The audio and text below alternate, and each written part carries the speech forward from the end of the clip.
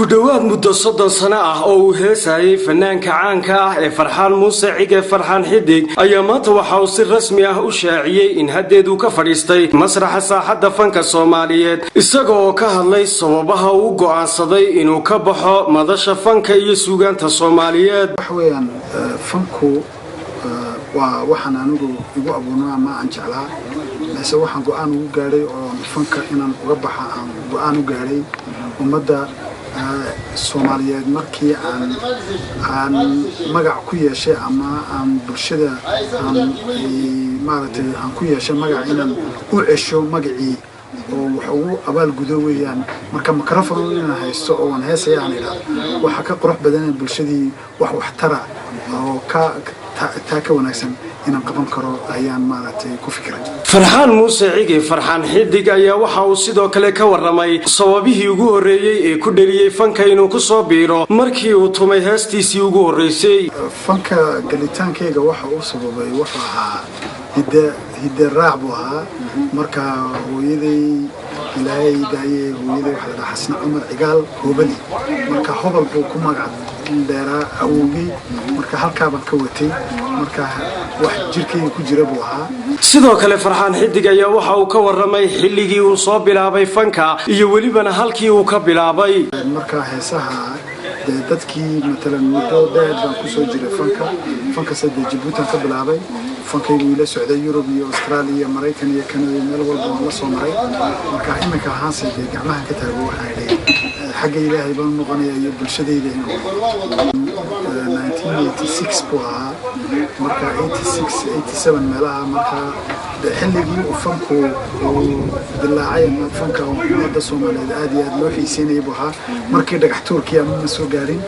markii la xiiseynayay soo gaarin farxaan muuse ciige farxaan xidig haddii uu ka wareegay waqti xaadirkani dhinaca fanka Soomaalida halkee buu wareegi karaa farxaan xidig isagoo ka hadlaya waxa uu yiri siyaasadda waxa weeyaan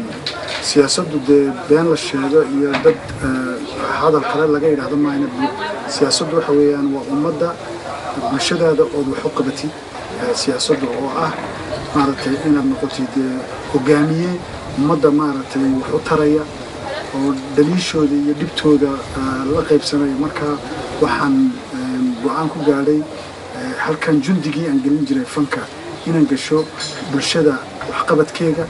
iyo wax soo saarkooda sidii aan garab gal lahaa ayaa maaragtay aan go'aan ku gaaray marka xagga baan soo haddii ay u dhacdo sida uu sheegtay farxaan muuse ciige farxaan xidig inuu sidaas uga wareegay fanka isaga laftarkiisu fikir ahaan muxuu ka qabaa in maanta wixii ka dambeysay heesihiisa la dhageysto la yiraahdo ma YouTube la jira marka waxa weeyaan haddaan iraahdo heesahaygii lamana dhageysan karo qofkii dhageystina dambi bay ku tahay taasi aan bas ka hadlay dadkiina waan xujeeyoon marka waxa weeyaan wax dambuun baan qaaday mise kuwii hore marka waxa weeyaan kuwii hore haddii qofkii dhageysanaya inuu dhageysan karo qofkii iska deyn karo iska deyn kara mise wax dambe oo aniga heesa dambe oo igu ogaanaya ma heesa dambe soo saaray taasi waxa weeyaan ducada waalidkay baan ka qaatay haddii ay sidaasi tahay waa maxay sababaha kala duwan ee iyagu waqti xaadirkani ku soo beegay inuu farxaan xidig ka baxo masraxa fanka Soomaalida isagoo arintaasi ka hadlayana waxa uu yiri wallahi waxa weeyaan taasi kama maqnaa sababtoo ah waxa weeyaan waalidku mar walba isagu wuxuu jecel yahay inuu sida khayr kale in ilmihiisu ama gabadhiisii ama wiilkiisu maro marka waxa weeyaan talada ugu weyn ee maaragtay fanka inaan kaga joogsado waa duco waalid marka xagga waalidkii ka timaatay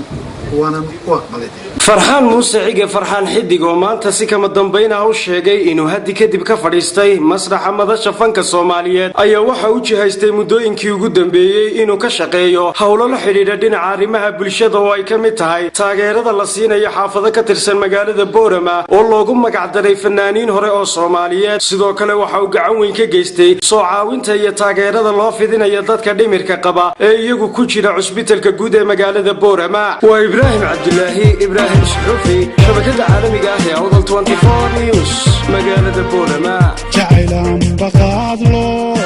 بالخير يقولو قانو إلى حينو وقد إذا قبيا أنا أرضى